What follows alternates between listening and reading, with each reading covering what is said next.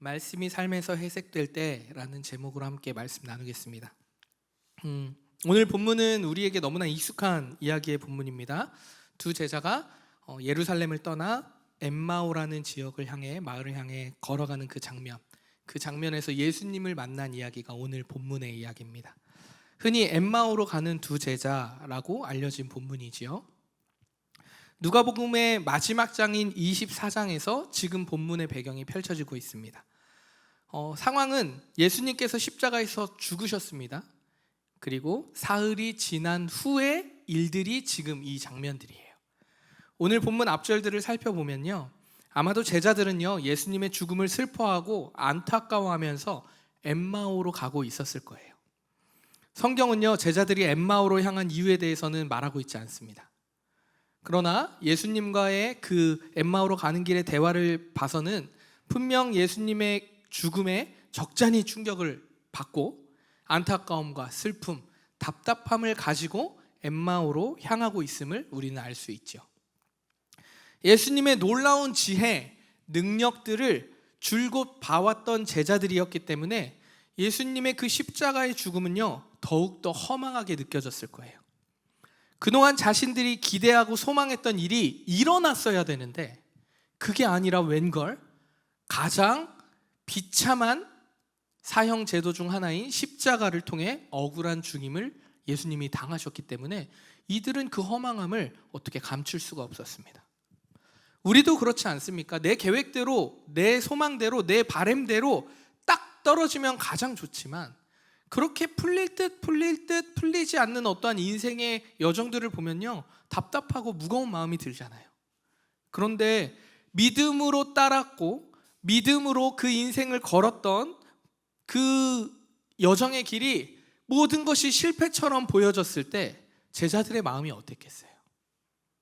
아마 엄청난 상실감 가운데 엠마오로 향했을 것이라는 거예요. 예수님이 죽으셨습니다. 그리고 며칠이 지났는데요 기다려 보았는데요 뾰족한 삶의 방향이 생기지 않는 거예요. 이제 어떻게 살지? 별다른 목적이 생기지 않는 겁니다. 그래서 이들은 엠마오로 향하지 않았을까라고 생각합니다. 성경은요 예루살렘에서 엠마오까지의 거리가 이제 좀 환산해 보면 11km 정도 된다고 얘기해요. 여러분 11km 하면 이렇게 와닿지 않으시죠? 저희 교회를 기준으로요 동쪽으로는 3호선 가락시장역, 서쪽으로는 2호선 신림역, 남쪽으로는 정부 과천청사역, 북쪽으로는 1호선 종강역, 1, 2, 3, 4호선이 다 있더라고. 그러니까 지도로 확인해 보니까요 걸어서 약 3시간 정도 걸리는 거리더라고요. 그러니까 예루살렘에서 엠마오까지 짧다면 짧고 길다면 긴 그 3시간의 거리를 걸어가고 있는 중이었다는 거예요. 그런데 여러분 이 3시간의 걸음이 얼마나 답답했겠습니까? 답답함으로 얼어붙어서 어찌할 바를 모르는 투벅투벅 걷는 3시간의 시간이었을 거예요. 오늘 우리 예배드리는 가운데 우리 성도님들은 혹시 엠마오로 가는 사람들은 없으십니까?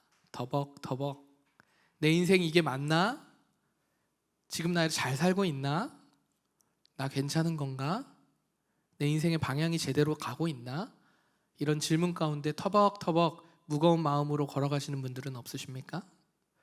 내가 기대했던 은혜, 내가 소망했던 삶, 그런 바램들이 다 사라지고 답답함만 남은 엠마오로 향했던 그 무거움을 발걸음을 가지고 있었던 제자들과 같은 마음을 가진 우리 성도님들이 만약 계시다면 오늘 이 말씀을 통해서 참 위로와 평안과 하나님 말씀으로 인한 새로운 삶의 방향을 걸어가는 우리 모두가 되기를 그리스도의 이름으로 축원합니다. 예수님께서요 두벅두벅 걸어가는 제자들의 그 3시간의 거리에 그 시간 속에 찾아오셨습니다. 망연자실해서 야 진짜 이게 말이나 되는 일이냐? 이러면서 걷는 그 걸음에 예수님이 찾아오셨어요. 그리고요 말씀을 통해서 그들의 마음을 뜨겁게 하고요 그들의 삶의 방향을 다시 바꾸셨습니다.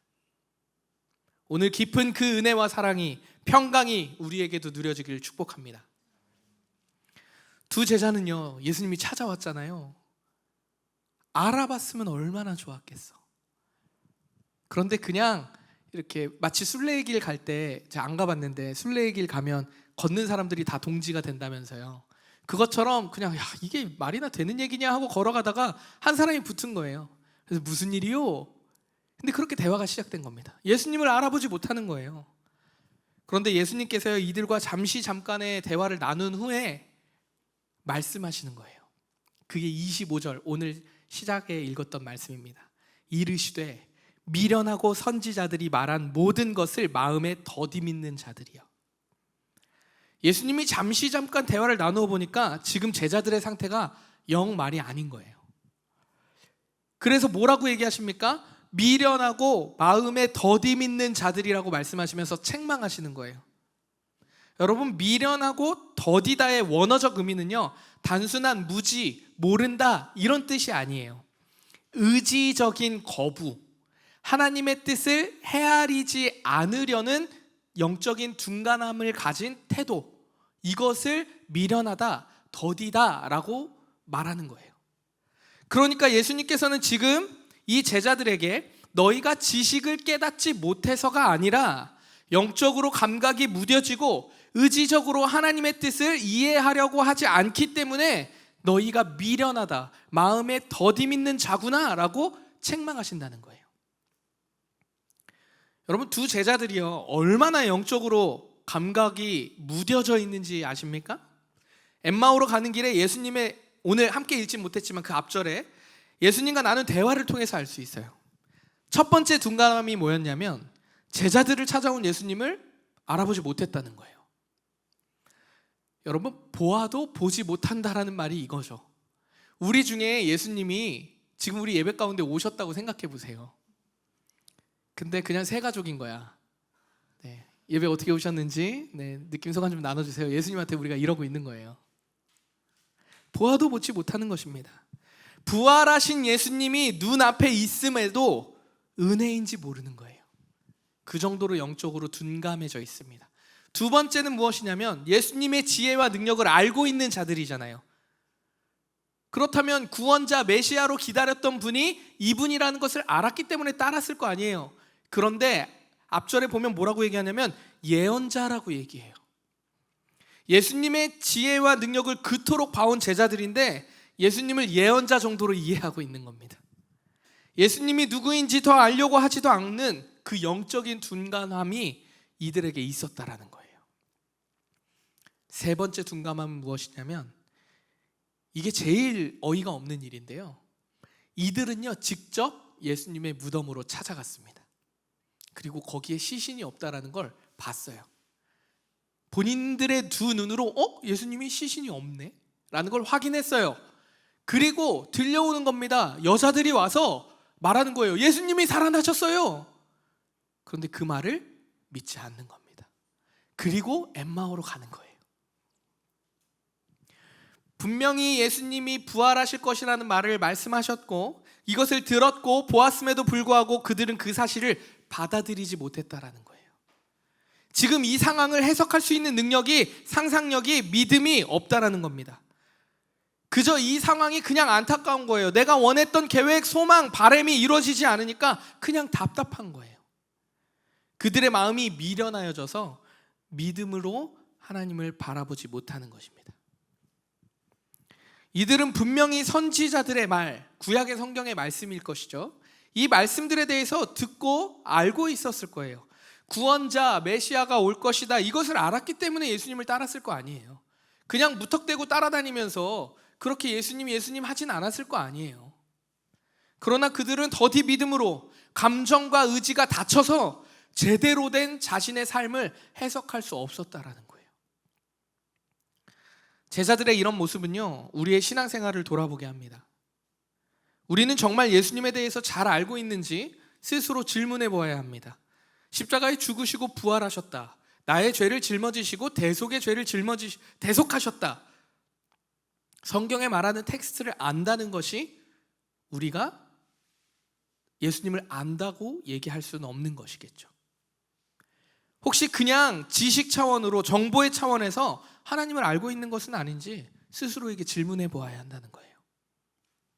어쩌면 우리는요, 그저 내 인생의 여정 속에서 기대와 소망을 이룰 수단으로서 예수님이 필요했는지도 몰라요. 예수님이 예수님 되심을 알기 위해서는 우리가 무엇을 해야 할까요, 여러분?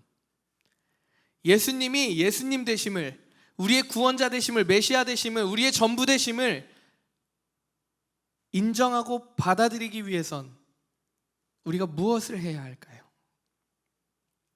너무나 단순한데요, 예수님에 대해서 증언하고 있는 성경의 말씀을 들어야 합니다. 진리의 말씀인 성경을 통해서 예수님이 어떠한 분인지, 삼위일체 하나님이 어떠한 분인지 알아가야 합니다. 예수님께서 제자들을 책망하시죠. 미련하고 더딘 자들, 마음에 믿기에 더디한 자들아. 그런데요, 그렇게만 말하고 사라지면 예수님은 사랑이 아닌 것 같다. 야이야 해놓고 으그 하고 갔어. 그럼 우리가 알고 있는 예수님의 사랑은 아니잖아요. 당연히 예수님은 책망하신 이후에 제자들을 가르치셨습니다. 모세로부터 모든 선지자들의 글로 시작해서 예수님 자신을 나타내고 있는 성경, 기록된 모든 성경의 말씀을 풀어서 이 엠마오로 가는 제자들에게 설명했다는 거예요. 여러분, 지금 여러분의 삶, 우리의 삶, 나의 삶을 새롭게 받아들이고 하나님이 원하시는 삶을 살고 싶으십니까? 그렇다면 성경을 부지런히 읽으십시오. 정말 부지런히 읽으십시오. 성경을 통해서 예수님이 누구인지, 무엇을 말하는지, 무엇을 하셨는지, 지금 나에게 무엇을 원하는지 성경의 말씀을 통해서 깊이 있게 들여다봐야 한다는 거예요. 단지 오늘 하루에 나의 일용할 양식을 위해서 성경을 보는 게 아니고, 그것은 이미 하나님이 우리에게 다 주셨어요. 그러면 하나님이 무엇을 원하시는지, 무엇을 하셨고 그것이 나에게 어떤 의미인지를 우리는 성경을 통해서 계속해서 질문하고 물어봐야 된다는 거예요. 그리고 그 말씀이 내가 살아가는, 눈을 뜨고 살아가는 그 하루의 인생에 다시 그 말씀이 해석되고 적용되어지는 그 맛을 우리가 봐야 한다는 거예요. 이것을 신앙생활이라고 얘기합니다. 교회 주일 잘 나오는 게 신앙생활이 아니고, 그것도 또 뭐 신앙생활 아니라고 할 수는 없겠지. 그러나 그것만이 신앙생활이 아니고 훨씬 더 본질적인 것은 성경의 말씀이 내 일상의 모든 순간에 적용되어지고 해석되어지는 것, 시간이라는 전 여정을 통해서 해석되어지고 경험되어지는 것, 이것이 신앙생활이라는 거예요. 이것이 믿음의 삶입니다. 칼빈은요, 성경은 하나님이 우리를 향해 입을 여시는 통로라고 말하고 있어요. 우리 모두가 진리의 말씀인 성경을 통해서 하나님의 뜻, 예수님의 사랑, 성령의 인도하심을 깊이 누리는 우리 모든 올디너리 성도님들 되시길 그리스도의 이름으로 축원합니다. 제자들이요, 선지자의 글과 성경이 말하는 예수님에 대한 설명을 예수님께 듣고 나니까요, 갑자기 이들이 열공 모드가 됐어요. 더 듣고 싶어서 더 알고 싶은 거예요. 그래서 본인들이 가고자 하는 마을에 가까이 이르니까요, 어떻게 해요? 예수님을 붙잡습니다. 예수님이 누군지 몰라요. 아직도 예수님이 누군지 몰라요. 그런데 얼마나 간절했으면, 아유 밤이 늦었어요, 우리랑 같이 묵고 가시죠. 아유 우리랑 같이 유하다 가세요. 붙잡는 거예요. 여러분, 저도 마치 예수님을 붙잡듯이 성경의 말씀을 붙들고 몇 날 며칠을 읽고 또 읽었던 그런 치열하고 뜨거웠던 그런 때가 있었어요. 지금은 없습니까? 지금은 그만큼의 뜨거움은 너무 부족하지만 없는 것 같아요. 성경을 통해서 처음 예수님을 만났던 그 기쁨을 잊을 수가 없어요. 흔히 도파민 중독의 시대라고 얘기하잖아요. 그런데 그때만큼은, 제 생각에 그때만큼은요, 성경의 말씀 위에 그 어떤 것도 저의 도파민을 채울 수 없었던 것 같아요. 너무 재밌었어요. 성경이 너무 놀라웠고, 이것을 이 말씀대로 내가 살면 인생이 진짜 180도 변할 것 같았어요. 아니, 그냥 나의 존재 자체가 뿅 하고 변할 것 같았어요. 그런 뜨거움의 열정이 있었다라는 거예요. 작년 90일 성경 통독할 때 많은 성도들이 줄곧 하는 말이 있었어요. 작년에 우리 처음으로 90일 성경 통독 해봤잖아요. 성경이 이렇게 재밌는 줄 몰랐대. 그런데 너무 힘들대. 그치, 90일 만에 일독을 하려니 얼마나 힘들었겠어요. 그런데 성경이 이렇게 재밌는지 몰랐대. 하나님의 지혜를 알아가는 것은요, 그 어떤 것으로 채울 수 없는 만족, 즐거움이 있습니다. 오늘 성경을 대하는 우리의 삶의 태도를 돌아보기를 원합니다. 말씀을 통해 누려지는 기쁨과 감사, 이보다는 혹시 의무와 형식으로 말씀을 보고 있진 않으십니까? 성경을 읽고 묵상하고 기도한다는 것은요, 하나님과 대화한다는 거예요. 여러분, 대화는 어떻게 해요? 누군가의 말을 듣잖아요. 경청합니다. 그리고 그것에 대해서 대답해요. 모르면 모른다 말하고, 알면 안다 말하고, 이해가 안 되면 이게 이해가 안 된다고 서로 주거니 받거니 하는 게 대화잖아요. 성경을 읽고 묵상한다는 건 그런 거예요. 하나님의 말씀을 듣고 생각하고 고민해보고 나의 이야기를 다시 드리는 거예요. 그렇게 기도로 드리는 것입니다. 이 기쁨의 여정을 다시 회복하는 우리 성도님들 되시기를 축복합니다. 이처럼 제자들도요, 지금 그 기쁨을 맛을 봤어요. 그렇기 때문에 예수님을 기어코 붙잡은 거예요. 우리랑 주무시고 가세요. 유하고 가십시오. 결국 예수님은요, 그들과 함께 묵으려고 집으로 들어가셨습니다. 그리고 예수님이 그들과 함께 식탁에 앉아 빵을 들고 감사기도를 축사를 하신 이후에 떼어서 그들에게 나누어 주셨습니다. 그리고 놀라운 일이 생겨요. 그들의 눈이 밝아졌다라고 성경은 말하고 있습니다. 그제서야 제자들의 눈이 밝아져서 예수님을 알아본 거예요. 예수님? 여러분, 이 눈이 밝아진 제자들의 모습을 통해서 우리는 놀라운 영적인 비밀들을 발견하게 됩니다. 축사 후에 떡을 뗀다는 것은요, 이 단순한 식사를 의미하지 않아요. 좀 뭔가 뗀다, 뭔가 느낌이 좀 오죠? 예수님께서 자신을 기념하라 말씀하신 성례를 의미하는 겁니다. 복음을 깨닫는 것은요, 좋은 소식이라고 얘기하는, 예수 그리스도의 십자가 사랑을 얘기하는 이 복음은요, 예수님의 구원과 기쁨과 감사를 알고 누리게 된다는 것은요, 말씀과 성례를 통해서 깨달아진다는 거예요. 말씀을 통해요, 하나님이 누구인지, 예수님이 누구인지 알게 된다는 겁니다. 그리고 성례, 함께 떡을 떼고 하나님 안에 하나 되는 그 여정을 통해서 그 사랑의 깊이를 더하게 하신다는 거예요. 제자들의 눈이 밝아졌다, 이것은 내가 눈을 떴다가 아니잖아요. 수동태로 쓰여진 글입니다. 그러니까 하나님께서 그들의 눈을 지금 밝게 여셨다라는 얘기예요. 지금 제자들은 예수님을 통해서 말씀을 3시간 남짓 듣고 왔습니다. 그리고 예수님과 함께 떡을 떼며 공동체를 이루었을 때 눈이 밝아졌음을 기억해야 해요. 평범한 우리의 일상 가운데 우리가 말씀을 묵상을 합니다. 매주 모여서 함께 선포되어지는 이 공동체 예배, 공회로 모여서 예배를 드립니다. 이때 말씀이 또 선포되어집니다. 또 함께 모여서 예배하고 영적인 교제를 나누는 이 모든 현장이 바로 우리의 눈을 밝히게 하는 현장이라는 거예요. 성경을 안다고 해서 예수님을 안다고 말할 수는 없잖아요. 누구나 성경은 읽을 수 있잖아요. 눈이 밝아져야 합니다. 하나님께서 우리의 눈을 밝혀주셔야만 해요. 사랑하는 우리 성도 여러분, 오늘 우리의 눈이 환하게 밝혀지기를 간절히 바랍니다. 눈이 밝아져야지 지금 우리의 삶이 새롭게 해석되기 때문이에요. 예수님과의 동행을 깨닫지 못했던 제자들이 눈이 밝아졌습니다. 그리고 감사를 더하고요, 어떻게 해요? 마음이 뜨거워졌대요. 이 마음이 뜨거워지니까요, 어떻게 감당할 수가 없는 겁니다. 오늘 이 시간 마음이 뜨거워지고 눈이 밝아지는 우리 성도님들 되시기를 그리스도의 이름으로 축원합니다.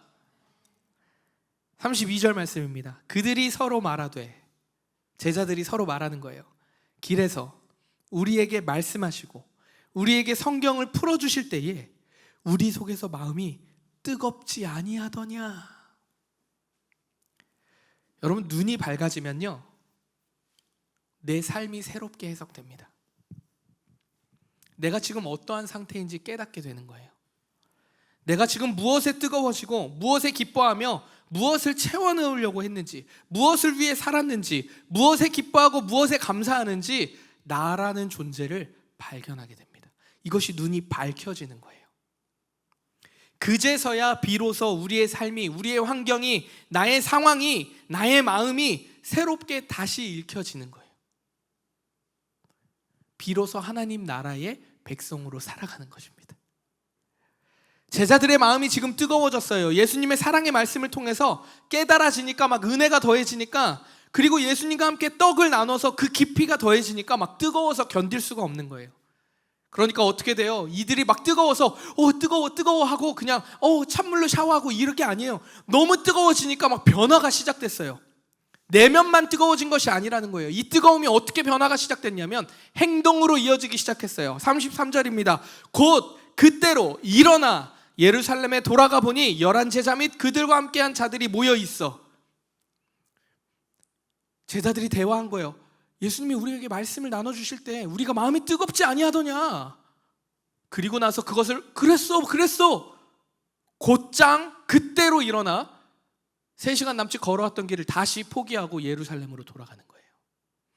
가보니 어떤 상황이 펼쳐졌어요? 11 제자와 그들과 함께 예수님을 믿던 사람들이 모여서 앉아 있었어요.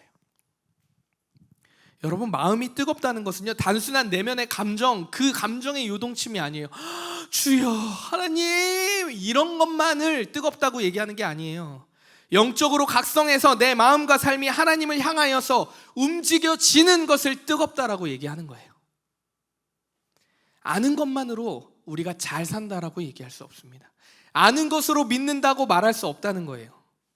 예수님을 안다고 예수님의 말씀대로 사는 것은 아니라는 말입니다. 말씀을 통해 예수님을 믿음으로 고백하게 되었다면 이제는 이 진리의 말씀을 통해서 불이 붙은 사람이 되어서 삶의 방향을 바꾼다는 거예요. 나를 위한 삶, 나의 계획에 충실했던 삶에서 하나님을 위한 삶, 하나님이 원하시는 삶, 하나님이 우리에게 요구하시는 삶, 하나님의 계획에 충성하는 삶으로 나아갑니다. 이것이 인생을 통해 이루어가는 성화의 과정이라는 거예요. 팀 켈러 목사님이 진정한 복음은 인생의 방향을 바꾸지 않고는 견딜 수 없다고 말하셨어요. 예수님의 은혜와 사랑을 아는 자들은요, 변하지 않고 견딜 수 없는 거예요. 이 변했다는 게 이직을 한다거나 내가 무언가 스펙이 좋아진다거나 이런 변화가 아니고요, 나의 존재가, 나의 삶의 방향이, 목적이, 의지가, 마음이, 생각이, 들음이 다 달라진다는 거예요. 어떻게 해요? 하나님이 원하시는 방향으로 궁금해지기 시작하겠죠. 그러면 말씀을 보기 시작할 겁니다.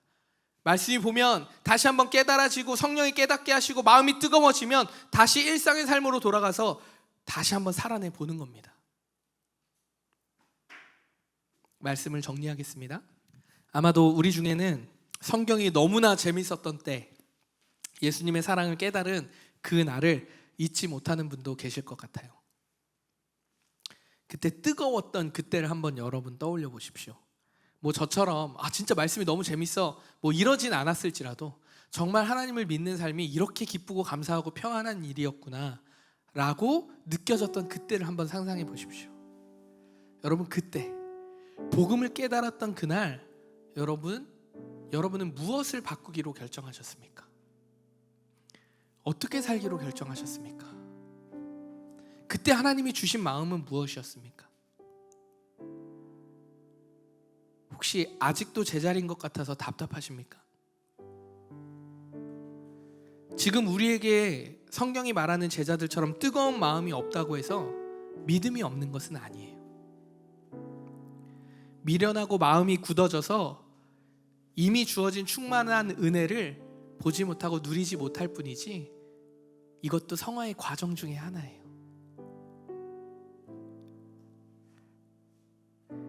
여러분, 의미 있는 인생 살고 싶지 않으십니까? 하나님 기뻐하시는 삶, 그 안에 참된 평안을 누리는 삶, 그 삶을 살고 싶진 않으십니까? 정말 이거 원하십니까? 세상이 줄 수 없는 그 명예를 가지고도 야, 기쁘다, 이걸로 좋게 라고 말하시면서 그렇게 의미 있게 살아가고 싶진 않으십니까? 그렇다면, 정말 그런 마음이 있으시다면 말씀의 깊이를 더하는 삶으로 나아가기를 축복합니다. 말씀이 우리의 삶을 비춰줄 때에 우리의 인생에 의미가 생겨요. 그때 우리의 삶에 변화가 생깁니다. 오늘 말씀을 들으면서 나는 왜 이렇게 뜨겁지도 않고 차갑지도 않지? 내 삶은 왜 이렇게 답답하지? 이렇게 생각하시는 분들도 계실지도 모르겠어요.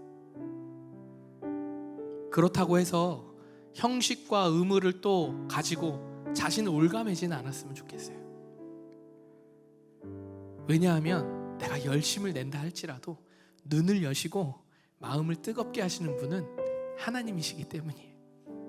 그러니까 의무와 막 율법으로 나를 올가매서 나는 못해, 나는 부족해, 나는 늘 실패뿐이야, 이러진 않으셨으면 좋겠어요. 그리고 나는 이렇게 하는데 쟤는 왜 이것밖에 못해, 또 이러지도 않았으면 좋겠어. 그냥 내가 할 수 있는 가장 작은 믿음의 도전을 해보십시오. 누가 하니까 저만큼 닮고 싶어, 그런 거 이제 그만하고, 죄다 컨텐츠 보면 다 그거야. 저도 컨텐츠에 자랑할 거 많아요. 키 180 조금 안 되고 얼굴은 원빈보다 조금 못났고 나도 자랑할 거 너무 많아. 뭐죠? 내가 할 수 있는 가장 작은 믿음의 도전을 내 은혜가 족하다, 이 말씀 믿고 도전해 보세요.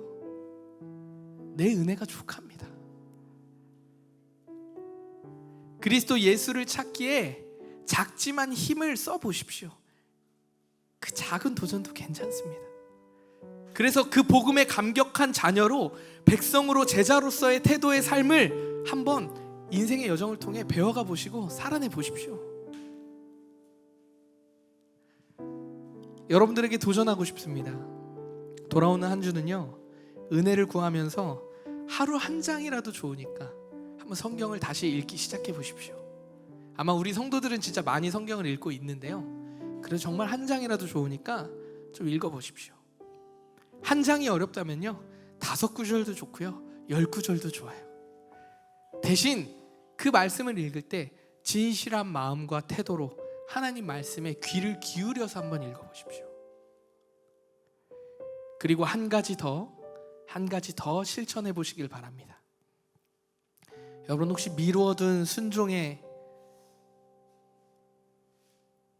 여러분이 미뤄둔 순종의 것들은 없으십니까? 내가 이거 순종해야 되는데, 자꾸 생각나는데, 자꾸 마음에 있는데 했던 것들, 이거 하나님 기뻐하실 것 같은데, 이래야 내 마음에 참된 자유가 있을 것 같은데 했던 미뤄뒀던 순종의 영역들이 있으십니까? 그 중에 딱 한 가지, 그 한 가지를 오늘 안에 시작해 보시길 바랍니다. 마음이 뜨거워져서 그 즉시 예루살렘으로 돌아갔던 제자들처럼 그 즉시 오늘 한번 순종해 보시길 바랍니다. 마음에 담아만 뒀던 친구에 대한 연락, 근데 일주일에 한두 번씩 계속 생각나는 그 친구 있으면 연락해 보세요. 가족들과의 불화가 있어서 연락하기도 꺼려지는 가족들이 있다면, 근데 자꾸 생각이 나서 마음에 찔림이 있다면, 작은 믿음의 도전으로 안부 한번 물어보십시오. 그 외에도 우리가 미뤄뒀던 순종의 영역들이 얼마나 많습니까? 그것들이 있다면 밀어내십시오. 오늘 안에 한번 도전해 보십시오. 오늘부터 하나님 앞에 각자의 순종의 모습으로 나아가는 우리들이 되기를 축복합니다. 하루 한 장, 하루 한 가지 순종의 실천을 하는 우리 성도님들 되시기를 축복합니다. 오늘 본문 마지막 절인데요, 35절입니다. 두 사람도 길에서 된 일과 예수님께서 떡을 떼심으로 자기들에게 알려지신 것을 말하더라. 눈이 밝혀지고 마음이 뜨거워져서 삶의 방향을 바꾸어 예루살렘으로 돌아갔어요. 제자들이. 이제 이들이 11 제자를 만나서 증언을 하기 시작합니다. 미련하고 더디 믿어 영적으로 둔감했던, 그렇게 책망받았던 이 제자들이요, 이제 뭐가 됐어요? 증인이 되었습니다. 예수님의 증인이 되어서 증언하기 시작했어요. 사랑하는 우리 올디너리 성도 여러분, 우리 모두의 인생의 여정이 증인의 삶이 되었으면 좋겠어요. 우리가 적은 공동체의 인원이지만 우리 한 사람 한 사람의 인생이 하나님의 영광을 드리우는 거창한 말 다 집어치우고 증인이 되었으면 좋겠어요. 여러분의 인생의 끝에 진짜 하나님 사랑했던 사람이야, 또는 살아가는 그 순간순간에 하나님을 전할 수 있는 사람이면 좋겠어요. 교회 오라가 전하는 거 아니에요, 여러분. 착각하지 마십시오. 난 하나님 믿으니까 이렇게 행복해, 평안해, 기쁨이야, 감사야, 이게 복음을 전하는 거예요. 이런 증인된 삶을 사시는 저와 우리 모두의 삶이 되기를 축복합니다. 그러려면 여러분, 하나님을 동행하는 삶을 위해 간절히 기도하셔야 돼요. 간절히 기도하셔야 됩니다. 하나님 안에, 하나님 앞에 머물게 해달라고 간구하며 기도해야 됩니다. 하나님 이거 해주세요, 저거 해주세요. 이거 제일 마지막에 갖다 붙여도 돼요. 먼저 그의 나라와 의를 구하시고요, 그 다음에 하나님 안에 머물며 이 고통의 기본값인 이 삶을 하나님의 눈으로, 밝히 여시는 하나님의 눈과 마음으로 새롭게 해석되어져서 여기 이 순간을 이겨낼 힘, 능력이 하나님 안에 있음을 고백하오니 하나님 안에 머물게 해주십시오. 이 기도를 간절히 드려보십시오. 순간순간 드려보십시오.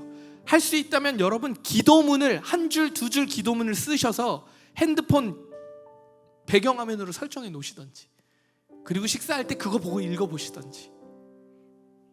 저는 예전에 너무 하나님을 찬양하고 막 예배하고 싶어서 저를 막 올가맨 적이 있어요. 어느 정도까지 했냐면 알람을 2-3시간마다 맞춰놨어. 그때마다 하나님 좀 더 바쁜 일상 중에 하나님을 좀 생각해보고 싶어서. 근데 그거 얼마나 피곤한 일인지 아세요? 2-3시간마다 알람이 이러는데 한 이틀 했나? 알람을 다 끄기 시작했어. 이건 아닌 것 같아. 그런데 그 마음이 얼마나 하나님 보시기에 기쁠까요? 여러분의 지금의 마음의 태도가 어디에 있습니까? 뜨거우십니까? 다시 예루살렘으로 돌아갈 그 마음의 준비 되셨습니까? 하나님과 동행하는 기도의 실제적인 삶의 실천이 무엇이냐면 말씀 안에 거하는 거예요. 말씀을 가까이 하는 삶이 되기를 축복합니다. 여러분, 기회가 될 때마다요, 하나님의 말씀을 나눠보십시오. 기회가 될 때마다 나누십시오. 어색하지요? 맞아요, 어색해요. 될 때마다 내가 오늘 말씀 읽었는데 이게 이해가 안 돼. 근데 그냥 나누고 싶어. 혹시나 마음에 감동이 있으신 분들은 서로 만나서 함께 말씀 읽기를 시작해 보십시오. 여러분, 제가 하자 그러면 또 어차피 안 할 거잖아요, 그렇죠? 괜히 목사님이랑 하면 빡세질 것 같으니까 안 하려고 하고.